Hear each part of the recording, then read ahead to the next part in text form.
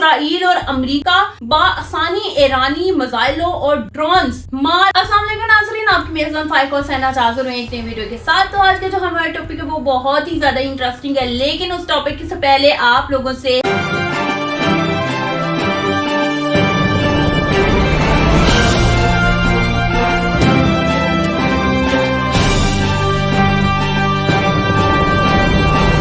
میں یہ کہنا چاہوں گی کہ جس نے ابھی تک میرے چینل کو سبسکرائب نہیں کیا وہ جلدی سے بیل آئیکن کے بٹن کو دبانا مت بھولیے، تاکہ آپ کو آنے والی ویڈیو سے آگاہی حاصل رہے اور ہر ٹائم آپ لوگ اپڈیٹ رہیں، کیونکہ زیادہ تر ایشو جو ہے وہ اب اسرائیل اور ایران کے درمیان چل رہا ہے۔ تو لوگ انٹرسٹڈ رہتے ہیں اس دنیا کے ہونے والی مین خبروں سے، انٹرسٹ رہتا ہے ان کا کہ ہم لوگ کس ٹائم اس دنیا میں وہاں پر مطلب ان ملکوں میں کیا ہو رہا ہے اور کس طرح جنگ جو ہے مزید بڑھتی چلی جا رہی ہے یا کم ہوتی چلی جا رہی ہے، کیا نقصان ہو رہا ہے، کون وار پہلے کرتا ہے کون وار بعد میں کرتا ہے۔ لوگ جو ہیں اپڈیٹ رہنا چاہتے ہیں، تو اسی لیے آپ نے نیوز آف دا ورلڈ کو جو ہے سبسکرائب کرنا مت بھولیے گا، تاکہ آپ کو آنے والی خبر جو ہے وہ جلد جلد ملتی رہے۔ تو آج کا جو ہمارا ٹاپک ہے وہ یہ ہے کہ ایران جو تھا وہ اسرائیل کو بڑا نقصان پہنچانا چاہتا تھا،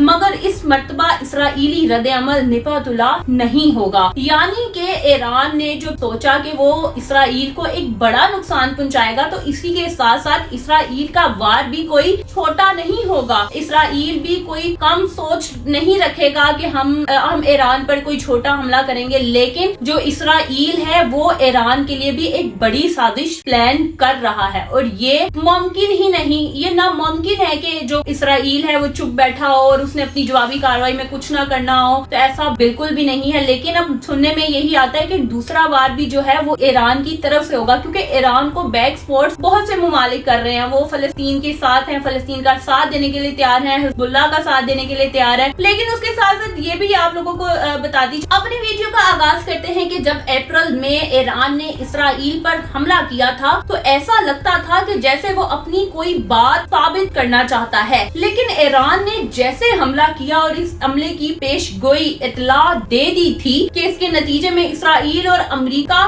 بآسانی ایرانی میزائلوں اور ڈرونز مار گرائے میں کامیاب ہوں گے، لیکن اس پر صورتحال مختلف نظر آتی ہے۔ ایسا لگتا ہے کہ جیسے اب کی بار ایران واقعی اسرائیل کو سنگین نقصان پہنچانا چاہتا تھا۔ اس نے جو 400 میزائل سے حملہ کیا تھا، تو یہی دیکھنے کو ملتا ہے کہ جو اب ایران ہے وہ شدید حملہ کرنا چاہ رہا تھا اسرائیل پر، اور ہوا بھی ہے۔ بیشک اسرائیل کے لوگوں نے شو نہیں کروایا، میڈیا پر نہیں اپلوڈ کی یہ ساری چیزیں، نقصان ان کا بھی بہت زیادہ ہوا ہے۔ لیکن اس بار جو صورتحال نظر آتی ہے، ایران کی پاسداران انقلاب نے ایک بیان میں کہا کہ اس حملے کا مقصد حماس اور حزب اللہ کے سینئر رہنماؤں کی ہلاکت کا بدلہ لینا ہے۔ انہوں نے خبردار کیا ہے کہ اگر اسرائیل نے جوابی کارروائی کرنے کی کوشش کی تو وہ اس کا جواب بھی دیں گے، یعنی کہ ایران ہر صورتحال میں تیار بیٹھا ہوا ہے۔ اگر انہیں لگا کہ اسرائیل نے ان پر حملہ کرنے کی کوشش کی ہے، دوبارہ ان کی جوابی کارروائی کرنے کی کوشش کی ہے، تو ایران بھی ان کے اس حملے کا جواب دہ ہوگا، ایران بھی ان پر حملہ کرے گا۔ پچھلی بار جب ایران نے اسرائیل پر حملہ کیا تھا تو امریکی صدر جو بائیڈن نے اسرائیلی وزیر اعظم بنیامین نتن یاہو سے جواب میں سخت رد عمل نہ دینے کا کہا تھا، اور بظاہر انہوں نے امریکہ کی صدر پر بات مان لی تھی۔ لیکن اب کی بار اسرائیل میں جذبات کافی مختلف دکھائی دیتے ہیں۔ ان کا کہنا ہے کہ جو حملہ ریسنٹ ایران نے اسرائیل پر کیا ہے اس کے جوابی کارروائی جو اسرائیل کی طرف سے ہوگی بہت خطرناک بھی ثابت ہو سکتی ہے، کیونکہ اسرائیل کا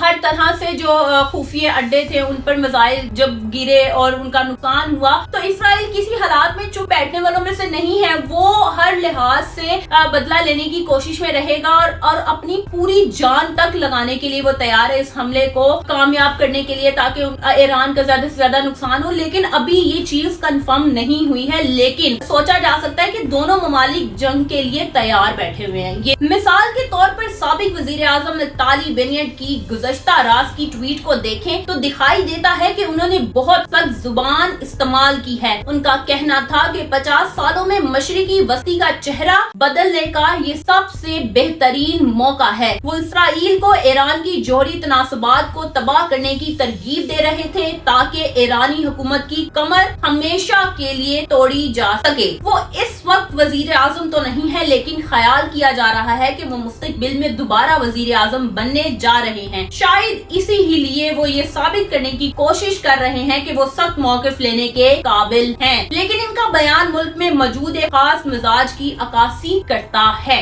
इस वक्त इसराइल ईरान में किसी भी जगह हमला कर सकता है, चाहे वो जोहरी तनासुबात हो या पेट्रोकेमिकल तनासुबात। गर्ज ये है कि वो शहर जिस पर हमले से ईरानी मौशियत को नुकसान पहुंच सकता है, इसराइल के निशाने पर हो सकती है, यानी कि इसराइल के निशाने पर वो अड्डे हो सकते हैं जिसकी वजह से ईरान की मौशियत तबाह की जा सकती है, ईरान पर हमला किया जा सकता है, ईरान की तरक्की को नुकसान पहुंचाया जा सकता है। मंजरनामा हमेशा से ऐसा था कि अगर ईरान और इसकी जनूबी तनासुबात पर हमला होता है तो ईरान के पास लबनान में हिजबुल्लाह की शक्ल में जदीद तरीन हथियारों से लैस एक फोर्स होगी जो इस पर काम करेगी। लेकिन गुज़श्ता 2 हफ्तों में अमरीकी और इसराइली हुकाम के मुताबिक इसराइली फौज ने हिजबुल्लाह को तकरीबन नकारा कर दिया है और इसके निस्फ हथियारों को भी तबाह कर दिया है। यानी कि आपको पता चला था पीछे जब हिजबुल्लाह पर जमीनी कार्रवाई की गई थी तो उसमें जो असला छुपाया गया था ईरान की जानिब से, तो उसको भी तबाह कर दिया गया है। इस तरह से आप कह सकते हैं कि ईरान महसूस कर रहे हैं कि दूसरी जानिब उनका कहना है कि इसराइल इस रद्द अमल पर ज्यादा आजादी महसूस कर रहे हैं कि दूसरी जानिब जो बाइडेन और एक तैयारा बरादर बहरी जहाज नाइजीरिया रूम की जानिब भेज रहे थे, जो कि ईरानियों के लिए इशारा है कि अगर उन्होंने इसराइल पर हमला किया तो उसे अमेरिका पर हमला तस्वुर किया जाएगा। शायद यही वजह है कि लोग इस जंग के नतीजे में फैलने वाले अदम इस्तेकाम, हंगामा आराई और दीगर चीजों के बारे में अपने खौफ का इजहार करते हुए आए हैं और अब ये सब होता दिखाई दे रहा है कि लगता यूं है कि फिलहाल सफारतकारी के लिए बहुत कम गुंजाइश बची है। यानी कि